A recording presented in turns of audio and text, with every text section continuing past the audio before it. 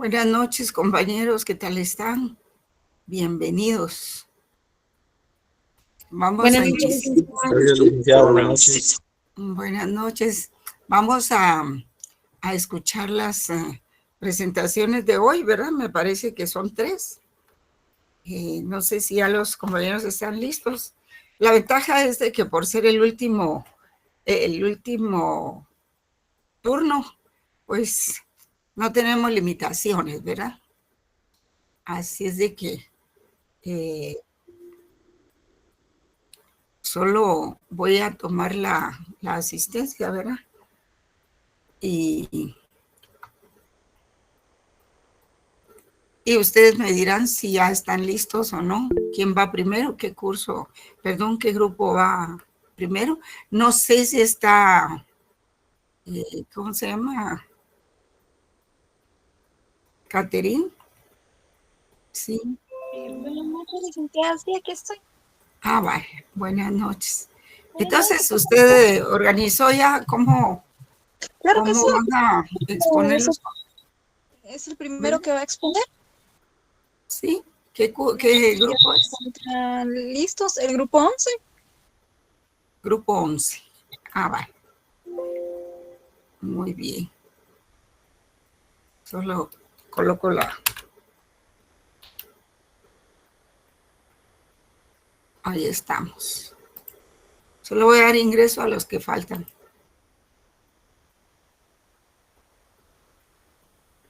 Sí, Fernando Josué Velázquez.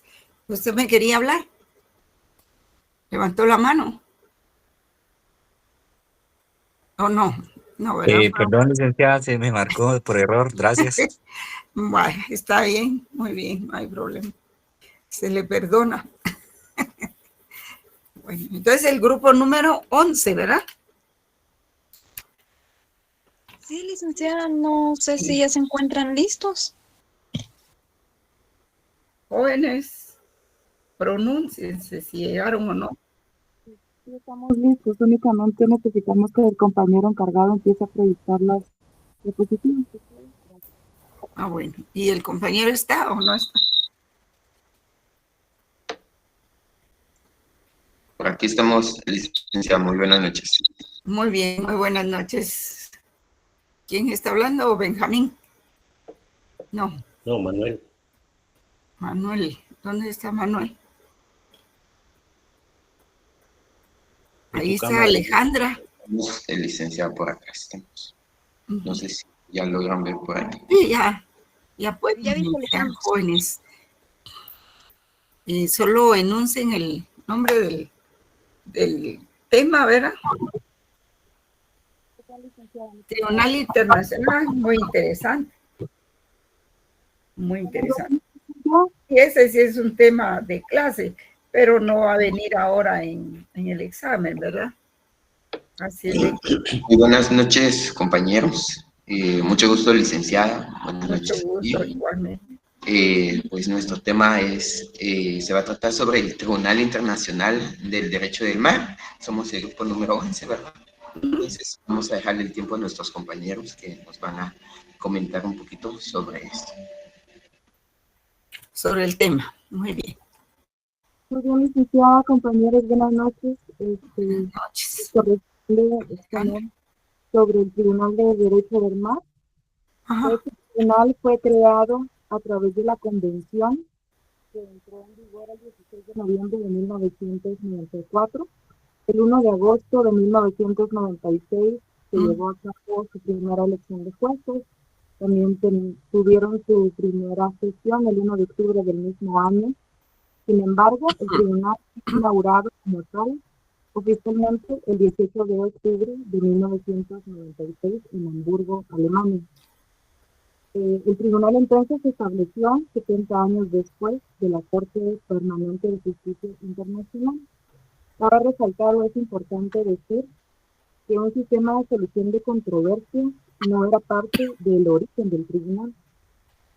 Sin embargo, durante la tercera conferencia de las Naciones Unidas sobre el Derecho del Mar de 1964 y 1982, Existía una tendencia que era ignorar las cláusulas de solución de controversias en acuerdos internacionales o bien restringirlos, porque antiguamente percibían el derecho internacional como una herramienta única y exclusiva de países occidentales para salvaguardar los intereses de los mismos, y sobre todo esto se daba en África. Por otro lado, los países desarrollados estaban en búsqueda de nuevos mecanismos de solución de conflictos y también nuevos conceptos para sujetos de derecho internacional. Esto dio paso a un sistema de solución de controversias establecido por medio de la Convención, contenido en 3 secciones. La primera sección era la que tenía las disposiciones generales. La segunda sección contenía procedimientos obligatorios. Y no se escucha bien. Bueno, a rato sí, ¿verdad? Cuando usted se aleja del micrófono, entonces se oye menos. Ahora, licenciada, perdón. Un poquito más fuerte. Se necesita más. Si gusta, inicio nuevamente marcando los Ahí está bien. Ahí está muy bien. Uh-huh.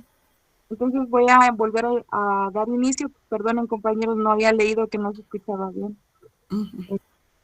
El tribunal fue creado por medio de la Convención el 16 de noviembre de 1994, pero fue inaugurado oficialmente el 18 de octubre de 1996 en Hamburgo, Alemania.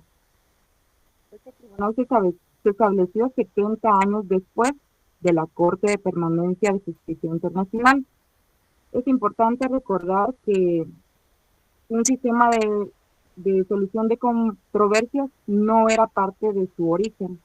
Más bien, durante la tercera conferencia de las Naciones Unidas sobre el derecho del mar de 1974 y 1982, existía la tendencia de ignorar cláusulas de solución de controversias, porque antiguamente se creía que el derecho internacional era una herramienta exclusiva de países occidentales para salvaguardar sus intereses.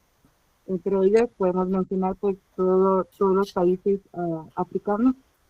Por otro lado, existían países, una parte de los países que estaban en búsqueda de nuevos mecanismos de solución de conflictos, y ellos tenían el deseo de poder tener nuevas concepciones más acordes a los sujetos de derecho internacional. Esto dio paso a un sistema de solución de controversias que fue establecido por medio de la Convención, dividido en 3 secciones. La sección número 1 contenía las disposiciones generales. La sección 2 contenía procedimientos obligatorios conducentes a decisiones obligatorias. La sección número 3 contenía limitaciones y excepciones a la aplicabilidad de la sección 2. Podemos decir entonces que el Tribunal Internacional del Derecho del Mar es un órgano judicial independiente creado por mandato de la tercera conferencia de las Naciones Unidas sobre el Derecho del Mar y establecido en virtud de la Convención de las Naciones Unidas sobre el Derecho del Mar para resolver disputas que surgían a través o por medio de la interpretación y de la aplicación de la Convención. La siguiente diapositiva, por favor. Gracias. Hablemos un poco de la estructura. Este tribunal cuenta con 3 sujetos primordiales, que son el presidente, la secretaría, y es auditado por las reuniones de los estados partes. El presidente del tribunal y el vicepresidente son elegidos por los magistrados por medio de un mandato de 3 años, y estos mismos pueden ser reelegidos. El presidente es quien preside, valga la redundancia, todas las sesiones del tribunal, dirige la labor judicial del tribunal, supervisa, administra y lo representa en sus relaciones con estados y otras entidades. La Secretaría, asimismo, cuenta con una parte especial para prestar servicios jurídicos, administrativos, financieros, de conferencias y para brindar información. La Secretaría está integrada por funcionarios internacionales contratados por el tribunal. Y quien es el jefe de la secretaría es el secretario. Este mismo es elegido por los magistrados del tribunal a través de un mandato renovable de 5 años. En cuanto a la reunión de Estados partes, la Convemar dispone que en el apartado E del párrafo 2 del artículo 319, el secretario general de las Naciones Unidas es quien debe convocar a las reuniones de los Estados partes que sean necesarias de conformidad con la Convención. Respecto a la función, podemos decir que la función... La filmina. ¿Mande? Tienen que cambiar la filmina. Creo. La filmina no coincide con lo que usted está exponiendo. Licenciada, tratamos de resumir bastante en las... Ah, bueno. Sí. Eso Ahora no. Muy bien. Sí. Aquí en la parte inferior de la diapositiva que vemos, vemos que la función tiene como principal objetivo declarar o emitir las obligaciones de proteger y preservar el medio marino. Esto define el mar territorial, la zona económica exclusiva, la plataforma continental, alta mar y la zona que abarca los fondos marinos y oceánicos. También asimismo encontramos como parte de este medio marino el subsuelo fuera de los límites de la jurisdicción nacional. También como parte de la función tenemos algo especial que es, ahora sí, cambiar la diapositiva, por favor, compañero. La sala de controversias de fondos marinos. Esta sala es la norma en que el tribunal oye y decide en pleno respecto a conflictos. La sala tiene carácter de identidad especial dentro del tribunal, tiene competencia exclusiva en actuaciones contenciosas para conocer controversias relativas de actividades de la zona y puede emitir opiniones consultivas o a solicitud de la Autoridad Internacional de los Fondos Marinos. Sin embargo, las controversias no pueden ser únicamente remitidas a la sala de controversias de fondos marinos. Si ambas partes de los conflictos están de acuerdo, la controversia puede ser emitida a la sala de procedimiento sumario, que está integrada por 5 magistrados. También puede ser remitida a la sala de controversias de pesquería. Otra sala que pudiera conocer estos casos puede ser la sala de controversias del medio marino y la sala de controversias de delimitación marítima. Le doy espacio a mi siguiente compañero para que siga exponiendo. Muy bien. Muy buenas noches, licenciada. Buenas noches, compañeros. Bueno, vamos a seguir exponiendo lo que se refiere a al tribunal de la Convención del Mar, o la Convemar. A mí me tocó exponerle lo que es referente a la competencia. La competencia pues se extiende a todas las controversias que existen, ¿verdad? O sea, todas las relacionadas con las demandas que son, digamos, de las Naciones Unidas y ellos determinan, digamos, cómo solucionar o cómo llevar esas demandas o todo lo que se relaciona, ¿verdad?, a la interpretación, la aplicación referente a lo que a ellos les compete, ¿verdad? O sea, en ese mismo orden. La siguiente diapositiva, compañero. En cuanto a la competencia, también tenemos la competencia contenciosa y la competencia consultiva. Entre la competencia contenciosa, pues también tenemos lo que es lo mismo, ¿verdad? Que hay convenios y donde ellos también tienen que resolver asuntos que les demandan y de acuerdo a las convenciones que han tenido. Por ejemplo, los acuerdos que han llegado. Por ejemplo, está el acuerdo de población de peces. Bueno, eso tiene que ver más o menos a lo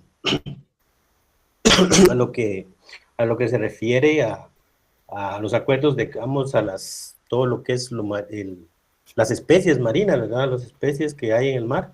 ellos la coordinan, ellos la regulan de alguna forma, ¿verdad? También tenemos el convenio que se llama de Nairobi.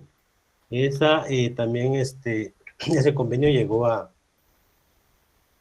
ver lo que son o sea, ponerse de acuerdo más que todo en cómo remover los restos de naufragios, ¿verdad? Que han habido desde cuando un buque o un barco naufraga, pues obviamente pues todo eso es como para decir limpiar el mar, ¿verdad? De alguna forma.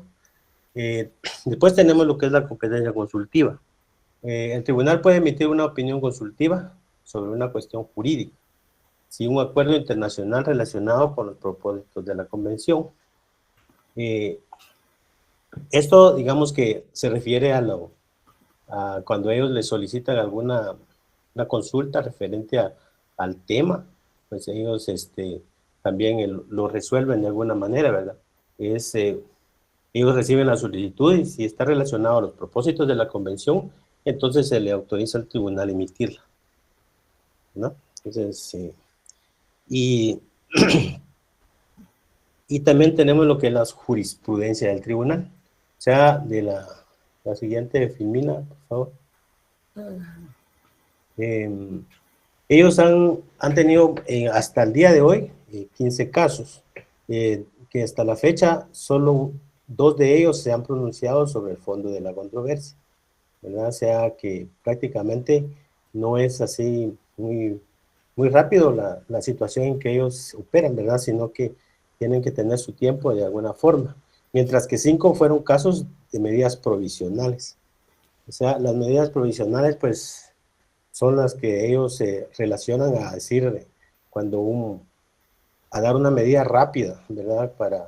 Para solucionar los casos que se necesitan de alguna forma. Y pues otros casos, pues, también se da lo que es la pronta liberación de buques, ¿verdad? Digamos, cuando por alguna razón también hay un buque retenido en alguna zona costera o una área naval, pues ellos también determinan, ellos tienen la jurisprudencia sobre esa parte, ¿no? Y también pues tienen sus limitaciones, ¿verdad? El sistema contempla ciertas limitaciones obligatorias, ya sea de carácter general o... Ajá, o sea, eso lo encontramos en los artículos 297 y 298 del convenio de la Convemar, ¿verdad? Eso es, digamos, refleja un delicado arreglo entre la materia, conforme a lo cual se excluyen de la competencia obligatoria de los tribunales. O sea, prácticamente, pues, hay ciertos estados que ellos ponen también cierto límite, ¿verdad? Que ellos ya no pueden, o sea, tienen cierto límite a tener esa competencia en ciertos lugares. Por ejemplo, que dice las controversias relativas al ejercicio por parte de un estado ribereño de sus derechos soberanos. O sea que cada estado también tiene una soberanía, donde de alguna forma ellos ya no pueden llegar y ir por decirlo así, ¿verdad? En otras palabras, ir a mandar ahí, ¿verdad? Entonces, por ejemplo, un estado costero, la zona económica exclusiva y la plataforma continental, de lo que hablaba la compañera anteriormente. Estas disposiciones son un claro respaldo a la naturaleza de los derechos del Estado ribereño y las materias indicadas. Entonces, esa es la manera y la forma en que operan de alguna forma, ¿verdad? Entonces, y también tenemos lo que es la otra parte, no sé si hay otra, no, hay otra parte donde también tienen lo que resuelven ellos resuelven lo que es esta Vilmina parece que faltó, pero está aquí entre la parte del contenido, es donde está lo que ellos resuelven. ¿Qué resuelven ellos? Resuelven la solución de disputas. Digamos, cuando un estado con otro tiene alguna controversia, pues ellos también intervienen para resolver ese asunto como parte de una autoridad que ellos tienen sobre los convenios que han firmado. Y también tienen las medidas provisionales. Las medidas provisionales son los que les comentaba anteriormente, que cuando se necesita, por ejemplo, que un buque en alguna forma en una costa las autoridades lo retuvieron por alguna manera, vienen para resolver eso en un lapso de 30 días. Ahora, digamos, ahora las consultas y la decisión sobre recursos marinos, pues ellos se llevan hasta máximo 2 años, como más para dar esa resolución.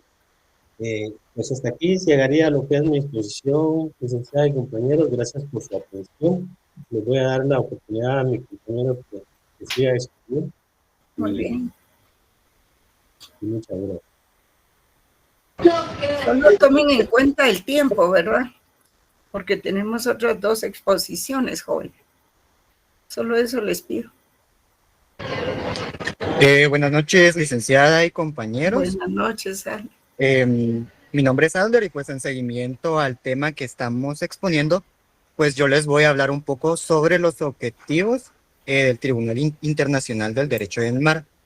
El Tribunal Internacional del Derecho del Mar es un órgano judicial independiente con el objetivo de resolver pacíficamente las disputas que surjan entre estados en relación con la interpretación o aplicación de la Convención sobre el Derecho del Mar. Dentro de los objetivos principales que tiene el tribunal, podemos mencionar como número 1 que sería mantener la paz y la seguridad internacional.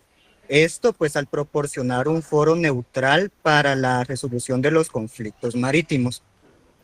Número 2 sería garantizar el cumplimiento del derecho del mar. El tribunal pues interpreta y aplica la convención que establece un marco legal para integrar todas las actividades marítimas desde la navegación, así como todas las distintas actividades que se puedan realizar. Por lo tanto, el tribunal fomenta la cooperación entre los estados en una gestión y en el uso sostenible de los océanos. En cuanto a las disputas que el tribunal puede resolver, pues tiene una competencia bastante amplia en la que pues va a definir distintas disputas en las que podemos incluir los derechos de navegación, el sobresuelo, la conservación y gestión de los recursos pesqueros, la protección del medio marino, las actividades científicas marinas y la explotación de los fondos marinos. Siguiente diapositiva, por favor. En cuanto a la sede del tribunal, podemos hacer referencia a que el 21 de agosto de 1981, los representantes de la Tercera Conferencia de las Naciones Unidas fijaron como sede la ciudad de Hamburgo, siendo esta pues la sede del futuro tribunal. Sin embargo, pues el tribunal también puede ejercer sus funciones en cualquier otro lugar en el que se considere conveniente, ¿verdad? O lo que se decida. Siguiente diapositiva.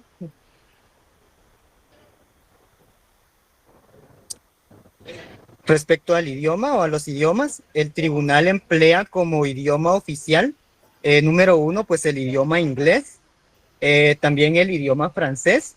Sin embargo, pues también pueden emplearse otros idiomas por las partes durante todos los procedimientos. Y en ese caso, pues el interesado debe de solicitar que se adopten las disposiciones necesarias para la interpretación y la traducción a cualquiera de los idiomas oficiales. Siguiente diapositiva. La división de los espacios marítimos. La Convemar estableció un orden legal para los mares con el objeto de lograr la libre comunicación, la paz, el acceso igualitario a los recursos, la conservación de los recursos vivos y la preservación del medio marino. Para ello, pues dividió el océano en diferentes áreas, fijando sus límites y estableciendo los derechos y obligaciones que corresponden a cada estado. Dentro de esta división de los espacios marítimos, podemos hacer referencia como número 1, dentro de otros, pues al mar territorial y a la zona contigua. Cuando hacemos referencia a esta zona, pues decimos que todo estado tiene derecho a establecer tanto la anchura de su mar territorial hasta un límite que no exceda de 12 millas marinas. Asimismo, la soberanía de los estados se extiende siempre al espacio aéreo, tanto sobre el mar territorial como al subsuelo de dicho mar. El segundo espacio sería la zona económica exclusiva. La zona económica exclusiva nos referimos a un área situada más allá del mar territorial y adyacente al mar territorial. Esta pues está sujeta al régimen jurídico específico establecido en la Convención del Derecho de Mar. Esta zona no se puede extender más allá de 200 vías marinas contadas desde las líneas que se fijaron como base para medir la anchura del mar territorial. La otra zona que tenemos es la plataforma continental. Cuando hacemos referencia a la plataforma continental de un estado ribereño, comprende distintas áreas. Dentro de ellas sería el subsuelo de las áreas submarinas, las cuales se van a extender sobre el mar territorial hasta una distancia de 200 millas marinas contadas desde las líneas de base a partir de las cuales se fijó para la anchura del mar territorial. Y como última zona en la que lo podemos dividir, pues tenemos la alta mar, en la cual pues la alta mar está abierta a todos los estados, ya sea ribereños o de zona litoral, y esta va a comprender dentro de otros espacios la libertad de navegación, va a comprender la libertad de sobrevuelo y la libertad de pesca. La alta mar será prácticamente utilizada exclusivamente con fines pacíficos y pues ningún estado debe de pretender legítimamente someter a cualquier parte de la alta mar a su soberanía. En estos prácticamente podemos dividir los espacios marítimos y de esta forma nos lo limita la Convemar, ¿verdad? Y prácticamente con esto concluimos nosotros nuestra exposición. No sé si tienen alguna duda o algún comentario sobre ello que les podamos resolver.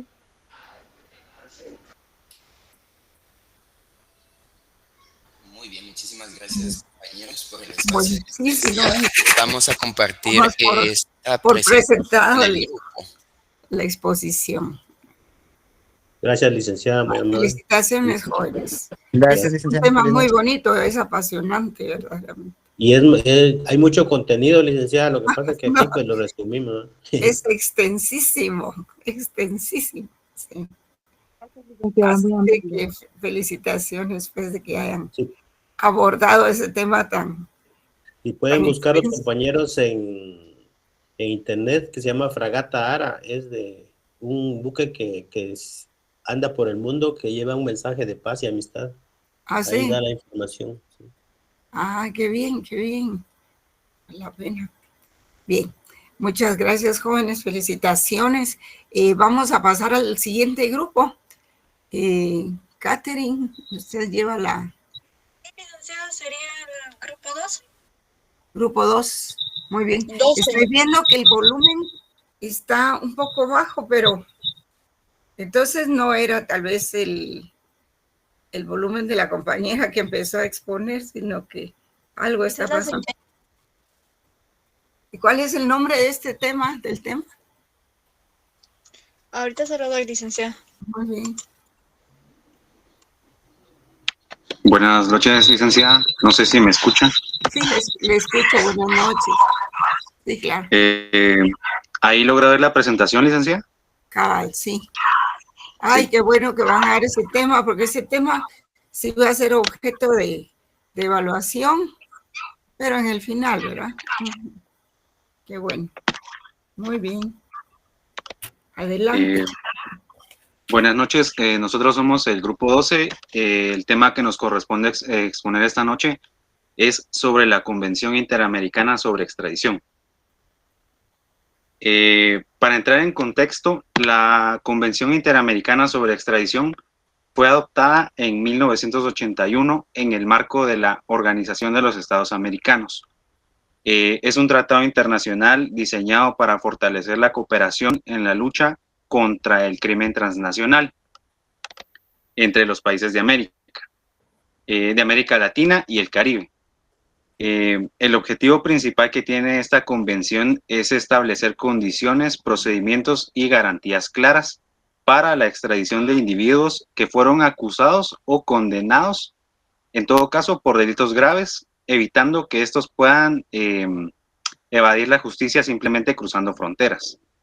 Mediante la unificación y simplificación de los procedimientos de extradición, esta convención promueve una mayor colaboración entre los estados firmantes, ya que equilibra los principios de soberanía, reciprocidad y la protección de los derechos humanos en el proceso de extradición, ¿verdad? Para continuar, vamos a desglosar lo que nos dice el título de la convención. Convención, el término es un sentido general, se refiere a un acuerdo formal entre varias partes y es un término común en todos los ámbitos del derecho internacional y de las relaciones diplomáticas. Este término hace referencia a que los tratados o acuerdos entre estados se forman para regular algún asunto de interés común, ¿verdad? Como segundo término, interamericana.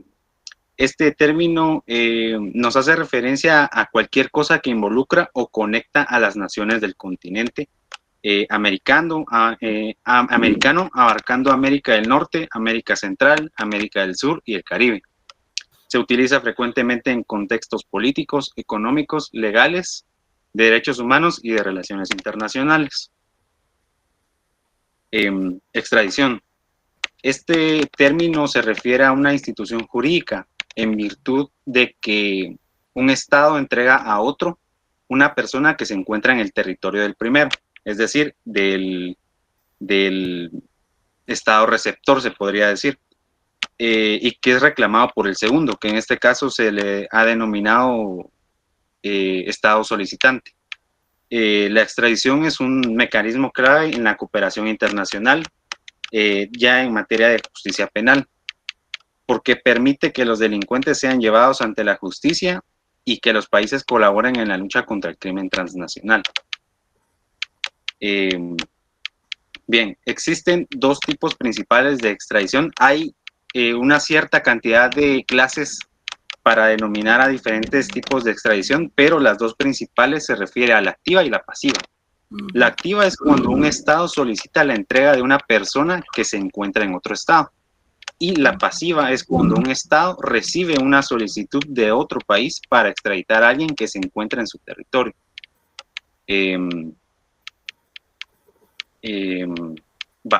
Vamos con las clases de extradiciones. La primera división tenemos la extradición basada en tratados, que puede ser bilateral o multilateral. La bilateral ocurre entre dos países que han firmado un acuerdo específico sobre extradición, y la multilateral implica acuerdos entre varios países. Tenemos también la extradición voluntaria y forzosa. La voluntaria es cuando la persona solicitada consiente en ser entregada al país que la ha solicitado. Y la forzosa es cuando se realiza contra la voluntad de la persona que han solicitado a determinado estado, ¿verdad? Que puede oponerse a la extradición y en tal caso se llevará a cabo un proceso legal para determinar si la extradición debe ser concedida o no. Esto por cuestiones de derechos humanos. La siguiente división que tenemos es la extradición por delito cometido y extradición por condena. Por delito cometido se refiere a que se hace la solicitud de que se pueda entregar a la persona que está acusada de haber cometido un delito, pero que aún no ha sido condenada. Y la extradición por condena se refiere a que se solicita la entrega de una persona que ya ha sido condenada por un delito y que no ha cumplido con la pena impuesta. La siguiente que tenemos es la extradición condicional y la extradición incondicional. La condicional simplemente se concede bajo ciertas condiciones y la incondicional se concede sin imponer alguna condición adicional al proceso de extradición. Tenemos por último la extradición de reenvío o extradición de tercer país. Esta puede suceder si el país requerido ha recibido una solicitud de extradición de un tercer país para la misma persona y decide extraditarla a este tercer país. Es decir, si la persona se encuentra en determinado estado y, por ejemplo, Estados Unidos solicita la extradición de esa persona, pero consecuentemente también esta persona es solicitada por un tercer estado, esta extradición de reenvío se refiere a que va a extraditar a la persona no al primero que lo haya solicitado, sino más bien por una cuestión de preferencias, ¿verdad? La extradición provisional. Esta se refiere a la entrega temporal de una persona mientras se completa el proceso legal para una extradición formal. Sí, un momentito, solo lo voy a interrumpir. Sí, esta institución del reenvío tiene mucho que ver con el derecho internacional privado, ¿verdad? Como una forma de, como un mecanismo, ¿se recuerdan ustedes? Sí. Muy bien, no, solo eso era lo que quería decir. Perdón. Bueno. Gracias. No tenga pena, licenciado. Bien, una breve reseña histórica de lo que es la Convención Interamericana. Como bien se dijo, fue adoptada el 25 de febrero de 1981 durante el 7º periodo de sesiones de la Asamblea General de la OEA. El contexto histórico en el que surge esta convención es extremadamente significativo, porque en la década de 1980 fue un periodo marcado por el aumento del crimen organizado, el narcotráfico, el terrorismo y otros delitos transnacionales que demandaban una mayor cooperación internacional. Entre los puntos más relevantes tenemos la obligación de extraditar, que en este caso la encontramos regulada en el artículo 1, en donde los estados que forman parte de esta convención están obligados a extraditar a las personas que sean requeridas judicialmente para ser procesadas o cumplir la condena que ya se les ha impuesto, ¿verdad? El segundo que tenemos son los delitos que permiten la extradición. Esta la encontramos regulada en su artículo 3 y se refiere a que la extradición solo se aplica para delitos que sean castigados con al menos 2 años de prisión en ambos países involucrados. Bien, el tercer punto más relevante sobre la convención es la improcedencia de la extradición, regulada en su artículo 4. Esta se refiere a que existen excepciones a la extradición, como en casos de delitos políticos o cuando la persona es perseguida por razones de raza, religión o nacionalidad. En estos casos es totalmente negada la solicitud de extradición, puesto que no son delitos tipificados, ¿verdad? Para los cuales sí se puede extraditar a la persona. El cuarto punto relevante que tenemos es la exclusión de penas, regulada en su artículo 9, el cual nos dice que no se va a conceder extradición si el delito conlleva la pena de muerte, cadena perpetua o penas infamantes, a menos que el Estado requiriente garantice que dichas penas no se impondrán o no se ejecutarán. Bien, el quinto principio es el de la especialidad, regulado en su artículo 13, el cual nos dice que una persona extraditada no puede ser juzgada por un delito distinto al que motivó la extradición, salvo excepciones específicas. La nacionalidad, regulada en su artículo 7, nos dice que no debe ser usada para denegar la extradición, salvo que la legislación del Estado requerido lo permita. El siguiente punto que tenemos es la detención provisional, regulada en el artículo 14. El Estado requerido puede detener provisionalmente a la persona reclamada mientras se tramita la solicitud formal de extradición. Si se dan cuenta, los puntos más relevantes de la convención van de la mano con los tipos de extradición, ¿verdad? No todos se encuadran con los tipos de extradición, pero sí, siempre tiene ciertas partes parecidas. Los derechos del reclamado, regulados en el artículo 16. El reclamado es la persona solicitada, ¿verdad?, para ser extraditada. Tiene derecho a ser asistida por un defensor y un intérprete. Si el idioma es diferente, ¿verdad?, por lo menos entre países europeos o asiáticos, no sé, dependiendo de dónde se haya cometido el delito, ¿verdad? Por último, tenemos la relación con otros tratados, regulado en el artículo 33. Esta convención, el principio lo que nos dice es que esta convención no va a reemplazar tratados bilaterales o multilaterales vigentes, sino que coexiste con ellos. Tiene esa facilidad de poder coexistir con tratados que hayan sido firmados entre países con anterioridad a este, ¿verdad?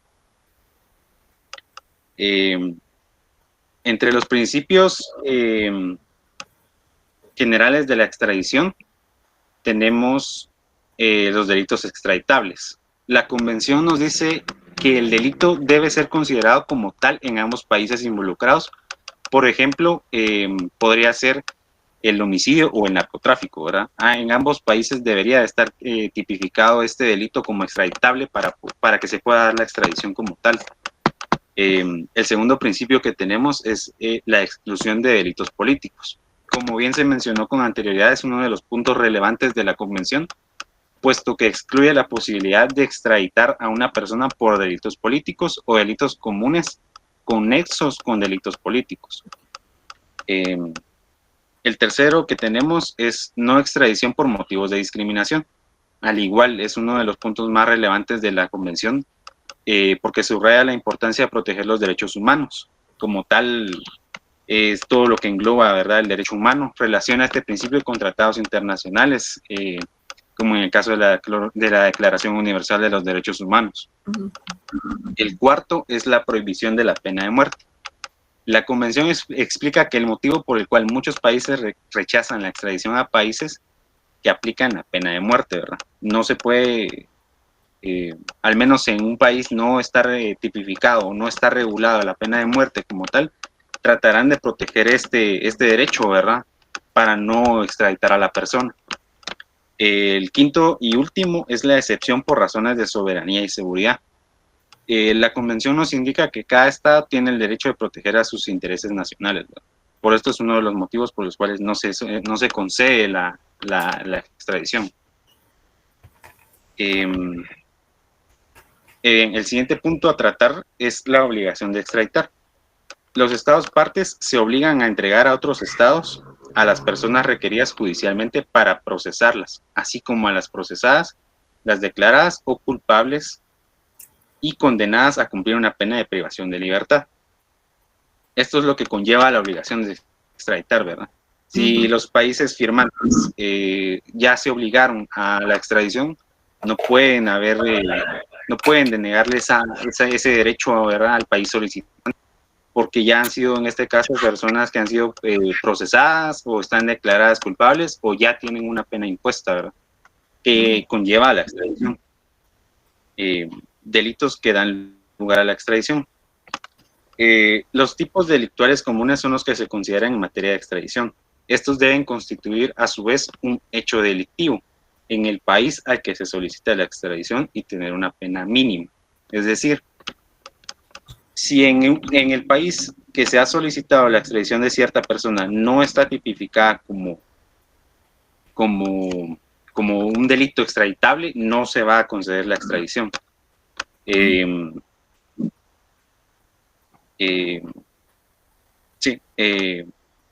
Esto da lugar también a la pena mínima, ¿verdad?, que es procedente cuando el delito en cuestión está sancionado con al menos 2 años de prisión en ambos países, independientemente de cómo se clasifique o denomine el delito. Como segundo punto, la extradición solo puede intentarse u otorgarse por delitos comunes y no será procedente por delitos políticos, ya que estos últimos atentan directamente contra la soberanía o el gobierno de un estado en específico, que queda como legitimado para juzgar el delito, ¿verdad?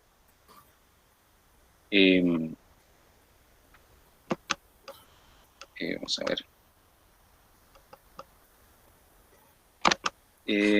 Buenas noches, licenciada y compañeros. Mi nombre es Jocelyn. Yo voy a proceder con la segunda parte de la exposición sobre la improcedencia de la extradición. Primero, cumpliendo el cumplimiento de la pena o perdón. Si el reclamado ya cumplió su condena, fue amnistiado, indultado o absuelto por el delito, no procede a la extradición. Referente a la prescripción, si la acción penal o la pena ha prescrito según la legislación del Estado requiriente o requerido antes de la solicitud de extradición, esta no será válida. Tercero, los tribunales de excepción no se procederá a la extradición si el reclamado será juzgado por un tribunal de excepción o ad hoc en el Estado requirente. De los delitos políticos, la extradición no procede si se trata de delitos políticos o comunes con fines políticos, salvo que el Estado requerido determine lo contrario.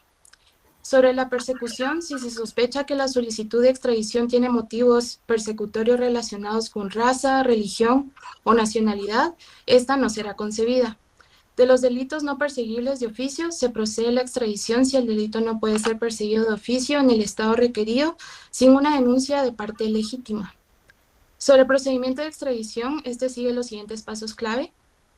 Que primero la solicitud formal. El estado que solicita la extradición debe presentar una solicitud que incluya los detalles del delito, la ley aplicable, la identificación del acusado y las pruebas que justifiquen la extradición. Sobre la evaluación de la solicitud, el país requerido evalúa la solicitud según su legislación y la convención, y un tribunal determinará si se cumplen las condiciones para la extradición. Sobre el derecho de defensa, el acusado tiene derecho a defenderse garantizando el debido proceso. Sobre la entrega del acusado, si se aprueba la extradición, el acusado es entregado al estado solicitante en los términos acordados. También sobre los derechos humanos y la extradición, el tratado incluye disposiciones que aseguran que ninguna persona sea extraditada a un país donde pueda ser sometida a tortura, tratos crueles o degradantes, o donde no se representen las garantías fundamentales del debido proceso. De igual forma, se prohíbe la extradición de personas que enfrentan la posibilidad de ser condenadas a la pena de muerte, a menos que existan garantías de que esta no se aplicará. Sobre las principales fuentes de la extradición tenemos las siguientes. La primera y muy importante son los tratados, son acuerdos entre estados soberanos que establecen las condiciones y modalidades para la entrega de delincuentes, siendo la fuente más importante en materia de extradición. Como segundo punto tenemos la legislación interna. Cada país tiene normas internas que regulan el procedimiento de extradición, generalmente en sus constituciones y leyes, que determinan los plazos, condiciones y procesos específicos para la entrega de personas acusadas o condenadas por delitos. Por último, tenemos la reciprocidad. Esta se basa en la cooperación de estados sin juzgar la culpabilidad o inocencia del reclamado, enfocándose solo en verificar que se cumplan los requisitos legales para la extradición. En su relación con Guatemala, Guatemala de hecho ha ratificado varios tratados bilaterales y multilaterales de extradición desde el año 1885. La Convención Interamericana sobre Extradición se aplica junto a la legislación interna del país y los tratados internacionales para garantizar la cooperación eficaz en la lucha contra el crimen transnacional. Entre los antecedentes legislativos en Guatemala de extradición, la extradición es reconocida por tratados internacionales suscritos por Guatemala desde el año 1885, en lo que realiza con la Gran Bretaña e Irlanda. La Constitución Política de la República reconoce asimismo esta figura jurídica. En el anterior Código Penal, decreto 17-73 del Congreso de la República, explícitamente en el artículo 8, la extradición solo podrá otorgarse por delitos comunes cuando se trate de extradición comprendida en tratados internacionales. Solo podrá otorgarse si existe reciprocidad. En ningún caso podrá intentarse ni otorgarse la extradición por delitos políticos ni por delitos comunes conexos con aquellos.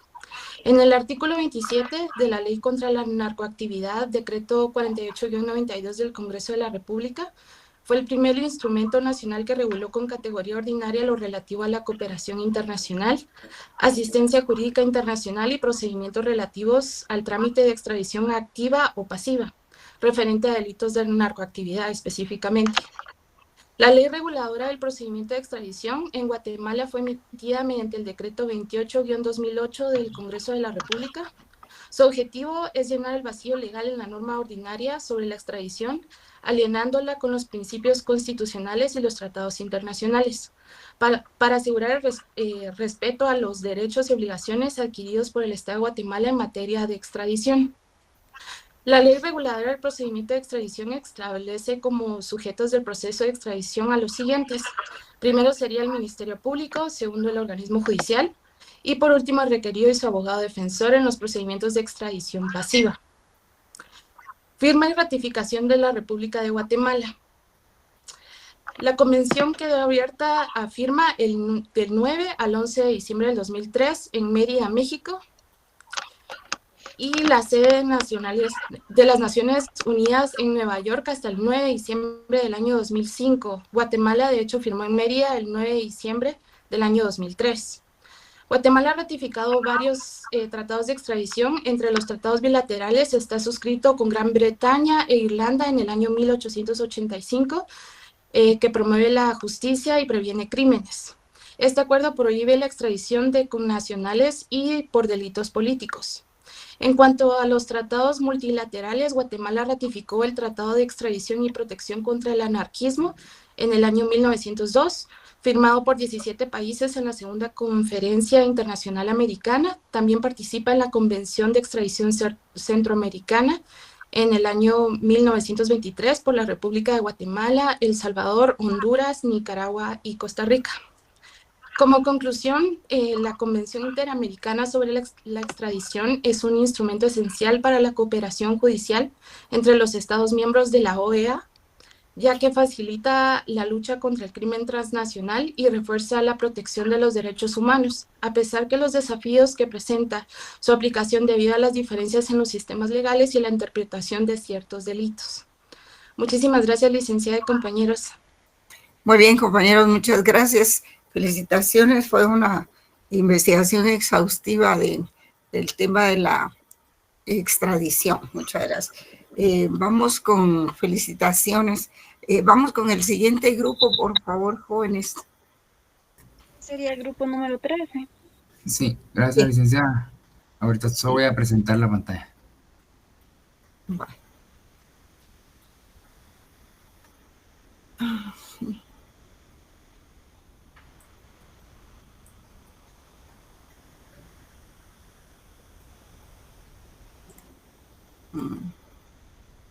No sé si logran ver ahí la pantalla.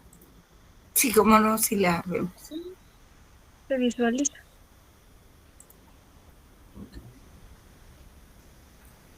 ¿Cómo se llama el tema, compañeros? Ok. Tema central. Buenas noches, licenciada. Nosotros somos el grupo número 13 y en relación con el tema asignado nos tocó efectos de los convenios de libre comercio en la economía de Guatemala en el año 2021 en materia textil. Muy bien. Vamos a hacer un breve resumen de nuestra investigación. Los dejo con mi compañero, que es el que va a estar presentando. Sí. Buenas noches, licenciada. Buenas noches, compañeros. Muy buenas noches. Byron Obando. Y bueno, con relación al título que nos compartió el compañero, quisiera hacer mención de esto para poder iniciar nuestro tema. Un tratado es un acuerdo internacional celebrado por escrito entre sujetos de derecho internacional, entre estados y organizaciones internacionales, que se rige por el derecho internacional y genera obligaciones vinculantes para quienes lo suscriben. Esto es completamente importante. De hecho, con los temas anteriores pudimos ver de que estaban hablando de tratados, ¿verdad?, internacionales también, y que definitivamente son fundamentales para abrir la brecha en las diferentes actividades en las que los países se desarrollan. En ese sentido, pues nuestro tema es el sector textil, y les empiezo a compartir nuestro tema. Los convenios de libre comercio han transformado el panorama económico de Guatemala, especialmente en sectores clave como el textil. A partir de la firma de acuerdos significativos como el Tratado de Libre Comercio entre Centroamérica y Estados Unidos, CAFTA, el país ha buscado aprovechar las oportunidades de acceso a mercados internacionales, así como a la atracción de inversión extranjera. En 2021, la industria textil, que representa una parte importante de la economía guatemalteca, se encuentra en una encrucijada enfrentando tanto desafíos como oportunidades derivadas de estos tratados. Este trabajo explora los efectos de los convenios de libre comercio en la economía de Guatemala, centrando la atención en el sector textil. Se busca entender cómo estos acuerdos han moldeado el desarrollo del sector y cuáles son las perspectivas futuras en un contexto de constante cambio global. Los tratados de libre comercio son acuerdos comerciales que buscan reducir o eliminar aranceles y otras barreras al comercio entre países. Guatemala, como parte del Sistema de Integración Centroamericana, SICA, y otros acuerdos bilaterales y multilaterales, ha firmado varios tratados importantes, como el Tratado de Libre Comercio entre Centroamérica y Estados Unidos, y acuerdos con la Unión Europea. Estos convenios buscan promover el comercio, atraer inversión extranjera y fortalecer la competitividad de la economía guatemalteca.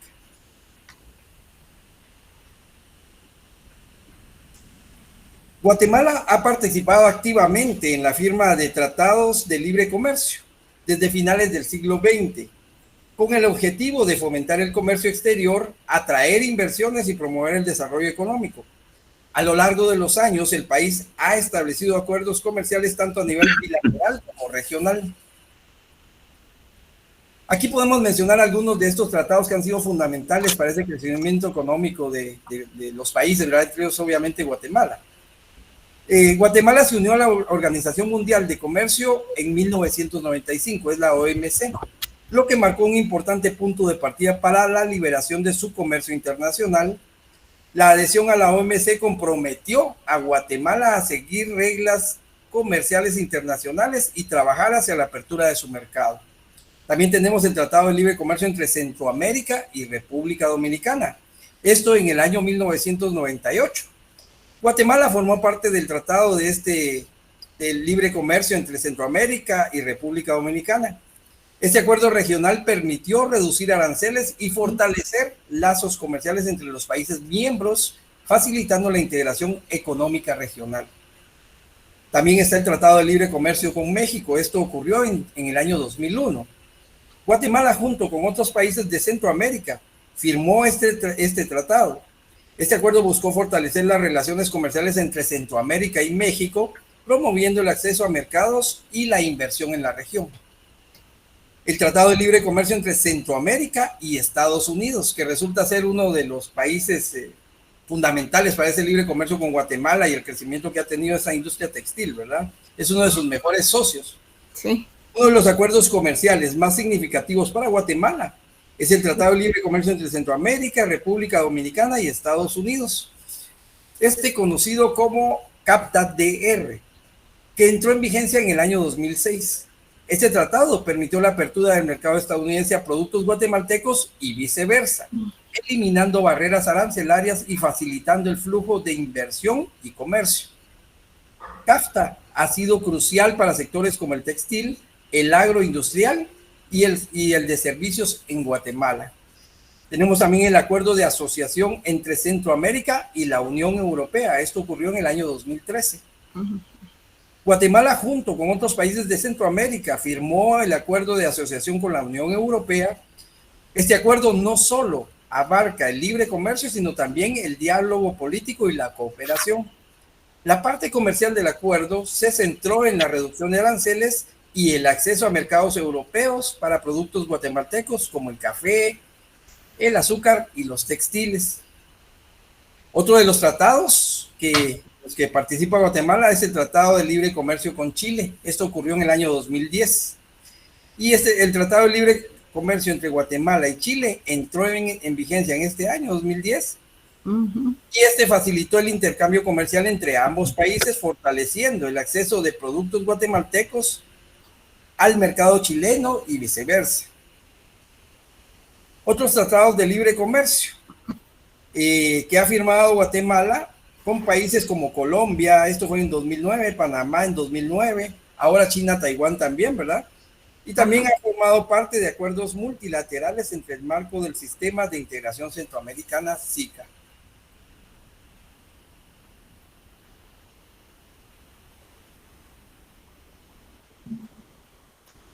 El impacto... Buenas tardes.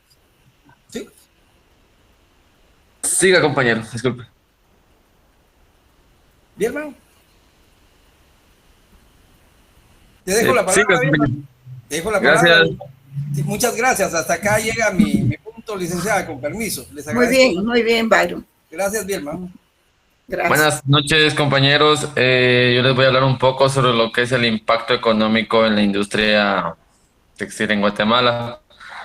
La industria textil en Guatemala ha sido significativo tanto positivo como negativo. En los impactos positivos tenemos el aumento de exportación, tales como que los tratados han facilitado el acceso a mercados más amplios, especialmente en el que es Estados Unidos, incrementando lo que es la exportación a productos textiles. En las inversiones extranjeras que se ha traído inversión en la industria, mejorando la infraestructura y la tecnología. Tanto así que ha aumentado lo que es el empleo. La expansión de la industria ha creado miles de empleos beneficiando a la economía local. Y asimismo tenemos lo que son los impactos negativos. Uno de ellos, creo que es uno de los más importantes, es la competencia desigual, ya que la apertura del mercado ha expuesto a las empresas locales a la competencia de grandes productores internacionales, afectando a pequeñas y medianas empresas, como lo vemos en lo que son los productos, ya que las empresas pues, internacionales, ya que tienen mejor tecnología y ofrecen asimismo un mejor producto. En las condiciones laborales, en algunos casos la presión por reducir costos ha llevado a situaciones de explotación laboral y condiciones de trabajo precarias. Dependencia del mercado externo. La economía textil se ha vuelto vulnerable a fluctuaciones en la demanda de mercados extranjeros. También tenemos lo que es el crecimiento de las exportaciones textiles en Guatemala. El sector textil y de confección es uno de los pilares fundamentales de la economía guatemalteca y ha tenido un crecimiento notable desde la década de 1980, consolidándose como uno de los principales sectores de exportación. Este crecimiento se debe a gran parte a la implementación de acuerdos comerciales en las zonas francas y las atracciones de inversiones extranjeras directas. También tenemos lo que es el origen y desarrollo del sector textil en Guatemala. El crecimiento del sector textil en Guatemala comenzó, como lo repetimos anteriormente, en la década de 1980, en parte impulsado por las aperturas económicas del país y la búsqueda de alternativas industriales de la economía agrícola.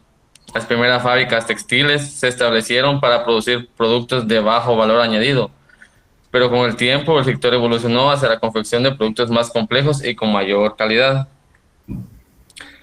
Tenemos lo que es el impacto de los acuerdos comerciales, el CAFTA-DR 2006, el Tratado de Libre Comercio entre Estados Unidos, Centroamérica y República Dominicana, ha sido uno de los factores claves que impulsaron el crecimiento del sector textil en nuestro país. A partir de este acuerdo, el sector tuvo acceso preferencial al mercado estadounidense, lo que permitió incrementar considerable las aportaciones. También les vamos a hablar un poco sobre cuáles son los principales destinos de exportación. En lo que es Estados Unidos, representa más del 75% de las exportaciones textiles guatemaltecas, productos como prendas de vestir, ropa deportiva y ropa interior, que son los más demandados. En Centroamérica, Guatemala también exporta productos textiles a sus vecinos centroamericanos, incluidos El Salvador y Honduras, que forman parte de la cadena de valor regional. En la Unión Europea, ya que siento que es un mercado más amplio, el acceso preferencial bajo el acuerdo de la asociación por la UE ha permitido un incremento en las aportaciones hacia países como Alemania, España y Francia. El impacto en la economía local. El sector textil emplea a más de 150,000 personas en Guatemala y es uno de los mayores generadores de empleo en el país. Ya que si nos damos cuenta, este tipo de empresas siento que ha ayudado a muchas personas, a familias que lo necesitan con empleo, ya que sí hay bastante demanda en ese tipo de empresas, y especialmente a las mujeres. Sin embargo, las condiciones laborales en maquilas han sido un tema de debate, ya que las críticas sobre los bajos salarios y las largas jornadas han generado tensiones sociales y demandas de mejoras en derechos laborales, ya que siento que en estas empresas, por el tipo de necesidad que tienen las personas, como que las personas encargadas de estas empresas, de los dueños, se aprovechan de esa necesidad y explotan a las personas. Retos y oportunidades. A pesar de su crecimiento, el sector textil en Guatemala enfrenta desafíos importantes como competencia global, normas ambientales, dependencia del mercado de Estados Unidos. La alta concentración de las exportaciones hacia un solo mercado representa un riesgo. entre cambios de la política comercial o fluctuaciones económicas del Estados Unidos. Y les voy a hablar un poco sobre lo que es la evolución del empleo en el sector textil. El crecimiento del sector textil en Guatemala comenzó siempre en la década de 1980 con la expansión de las maquilas, fábricas de confección dirigidas principalmente a la exportación. Actualmente se estima que el sector textil emplea a más de 150,000 personas de Guatemala y esta representa la tasa del 8% de empleo en nuestro país.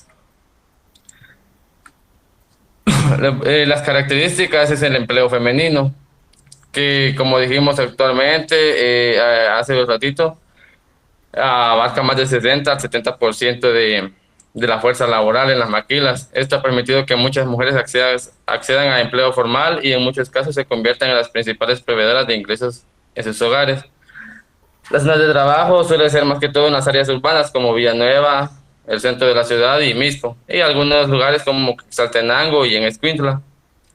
Las condiciones laborales, como lo dijimos anteriormente, pues no son las mejores. Las más favorables. Pero el sector textil ha proporcionado empleo a miles de guatemaltecos. En las maquilas enfrentan largas jornadas laborales, salarios bajos, en comparación con otros sectores industriales que ofrecen una mejor condición laboral. Y terminamos con los impactos de la inversión extranjera. La inversión extranjera, principalmente de empresas estadounidenses y asiáticas, han sido cruciales para el desarrollo del sector textil en Guatemala. Multinacionales de Corea del Sur y Estados Unidos han establecido fábricas de confección en Guatemala, aprovechando la proximidad geográfica de los mercados norteamericanos, los bajos costos laborales y las zonas francas que ofrecen incentivos fiscales, aunque acá creo que lo que más predomina son las empresas de los chinos o coreanos, no sé cómo se le denominan a ellos, pero son los que más dominan aquí en Guatemala con lo que son las empresas textiles. Y les dejo el siguiente tema con mi otro compañero. Buenas noches, compañeros. Yo les voy a hablar un poco de los desafíos con los que se ha visto afectado el sector textil, principalmente relacionado con el tema de los convenios de libre comercio que se han presentado.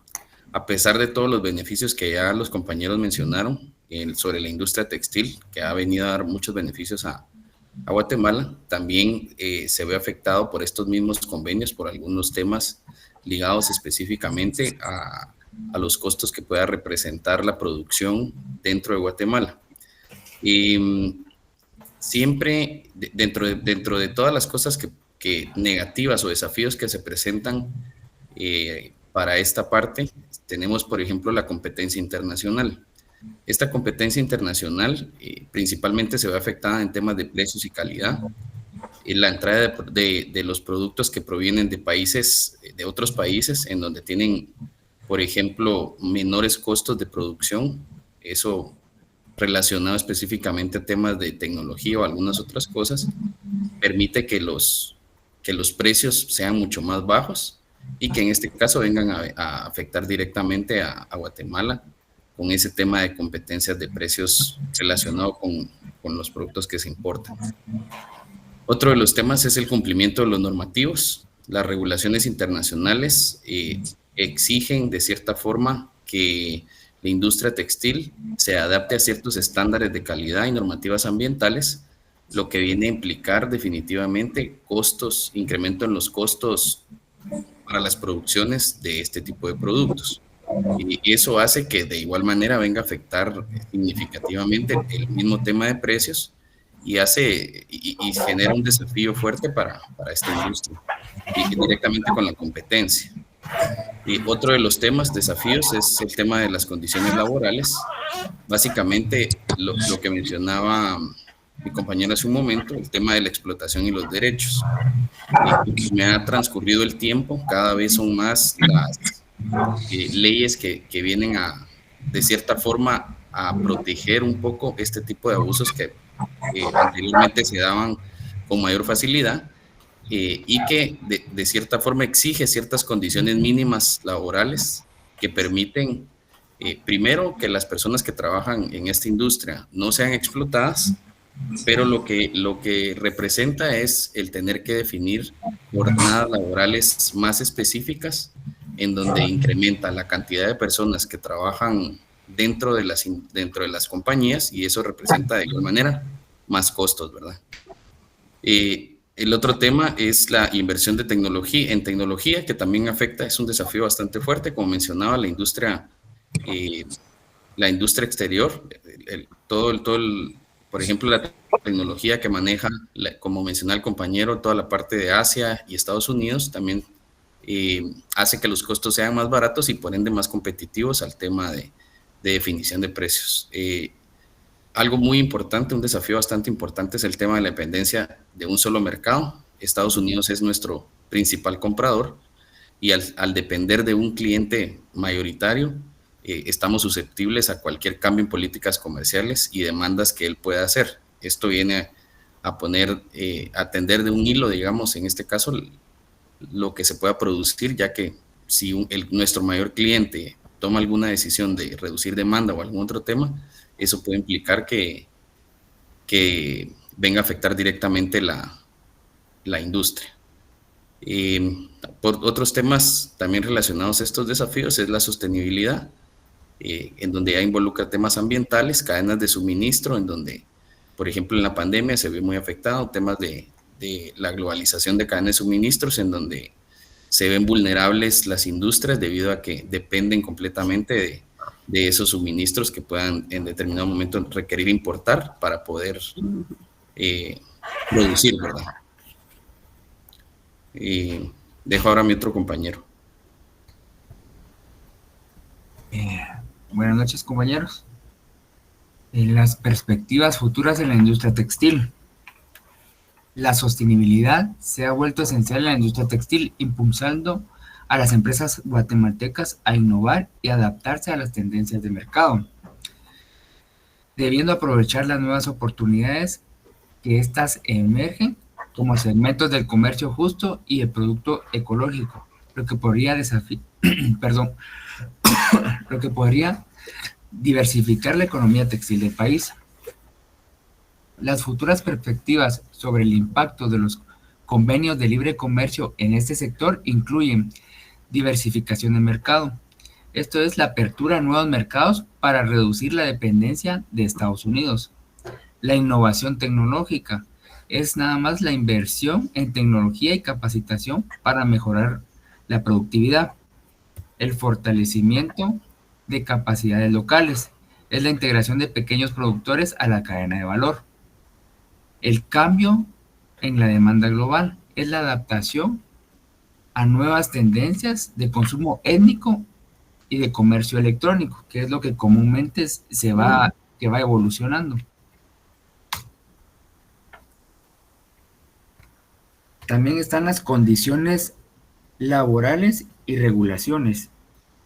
Se espera un enfoque creciente en la mejora de las condiciones laborales, impulsando tanto por la presión interna como por los requisitos de los socios comerciales. Está el desafío geopolítico y económico. La incertidumbre política y la economía a nivel global puede influir y perjudicar comercialmente la estabilidad del sector. Las condiciones laborales y responsabilidad social.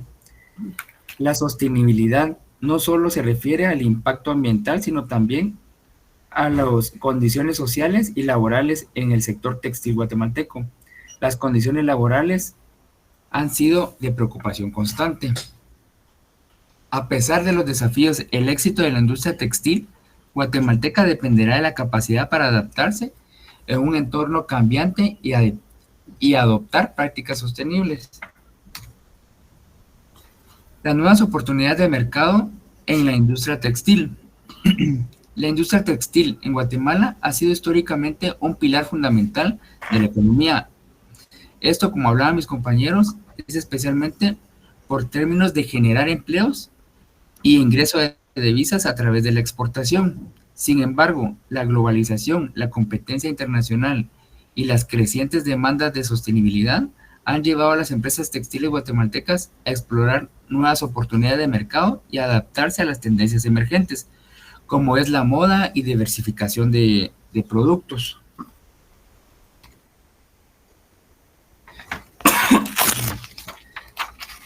Hablando un poco del Tratado de Libre Comercio entre Guatemala y Taiwán, el Tratado de Libre Comercio entre Guatemala y Taiwán fue firmado el 22 de septiembre del 2005 y entró en vigor el 1 de julio del 2006. Este tratado tiene como objetivo promover y fortalecer el comercio entre ambos países, eliminando barreras arancelarias, fomentando la inversión y facilitando el intercambio de bienes y servicios. Este tratado especialmente va a beneficiar a las exportaciones de café, azúcar y productos agrícolas no tradicionales. Así también protege la propiedad intelectual de la industria textil artesanal guatemalteca. En este tratado no van incluidos los productos agroindustriales, derivado que en Taiwán pues tienen demasiado producto o mucha facilidad para adquirir este tipo de productos. Por esa razón es que es el único producto que no está en este tratado. En este tratado el impacto es el incremento de exportaciones de productos agrícolas y manufacturas hacia Taiwán. Puede ser la tecnología. Guatemala ha accedido a productos tecnológicos y maquinaria taiwanesa a precios más competitivos. Inversión extranjera. Empresas taiwaneses han creado empleos en Guatemala. Resultado. Desde su entrada en vigor, el comercio entre Guatemala y Taiwán ha crecido continuamente. Las exportaciones guatemaltecas hacia Taiwán se han visto favorecidas por la eliminación de barreras arancelarias, mientras que Taiwán ha encontrado en Guatemala un mercado estratégico para sus productos. Muchas gracias, compañeros. No sé si tienen alguna duda respecto al tema que las pudimos resumirles. Me gusta la foto, qué bueno. Sí. ¿Alguien tiene alguna pregunta, Jorge? No, solo para conclusión, licenciada, yo soy parte del grupo también. Tenemos que tener en cuenta que la globalización nos está absorbiendo de una manera acelerada y tenemos que considerar los factores económicos que vienen ahorita para aperturar los otros convenios que están por aperturarse para crecer en materia económica y en el área textil.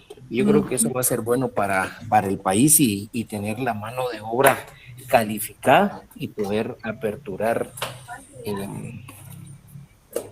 parte de las empresas que van a venir a hacer operaciones de exportación e importación también de textil, porque es de doble vía y podemos tener un poco más de canales para otorgar mano de obra calificada y crecer como país nada más.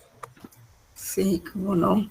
Sí, ¿cuál es bueno, no sé si ustedes investigaron eso, cuál es el porcentaje del PIB que ofrece los TLC o, por ejemplo, la industria textil en Guatemala? No saben. Creo que es un buen porcentaje después de las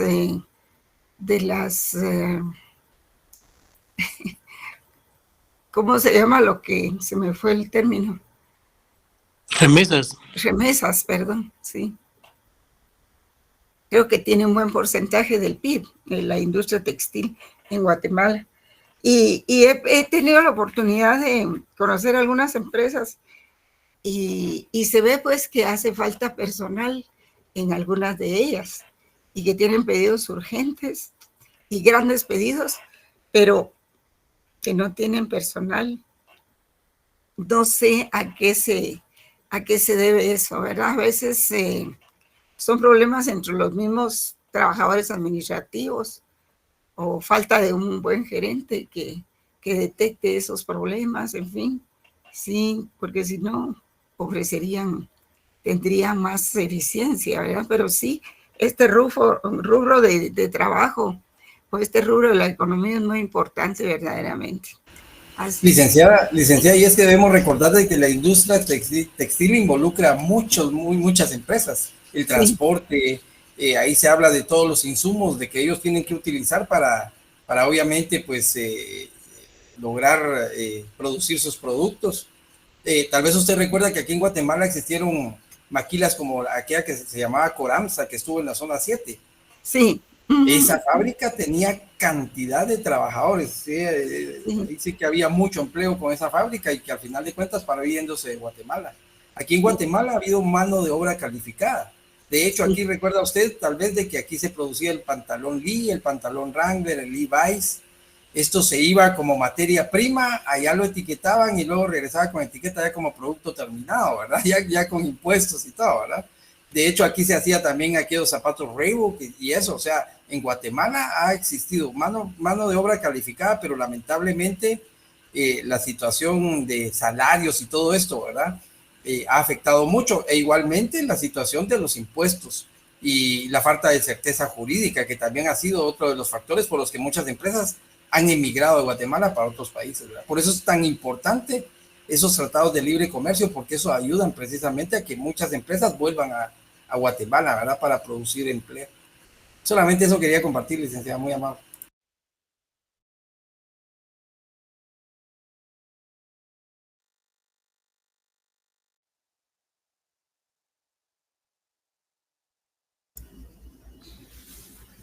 Gracias por la atención, compañeros. No sé si habrá alguna duda aparte de lo que se acaba de exponer.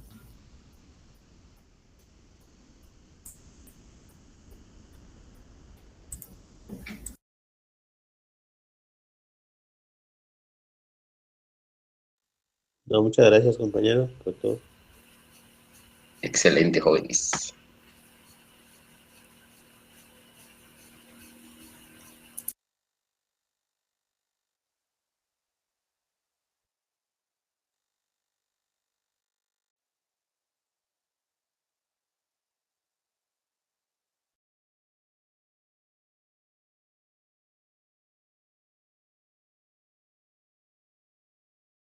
Feliz noche. Feliz noche, compañeros. Feliz noche.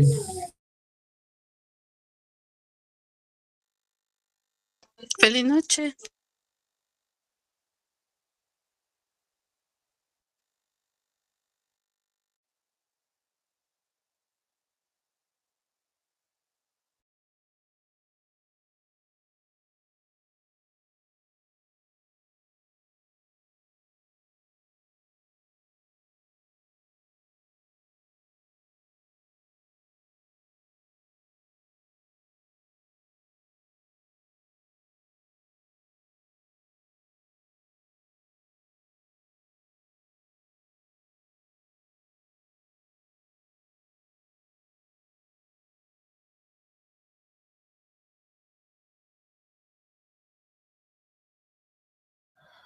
Vale, chamo, gracias. Órale, gracias. Órale. Feliz noche.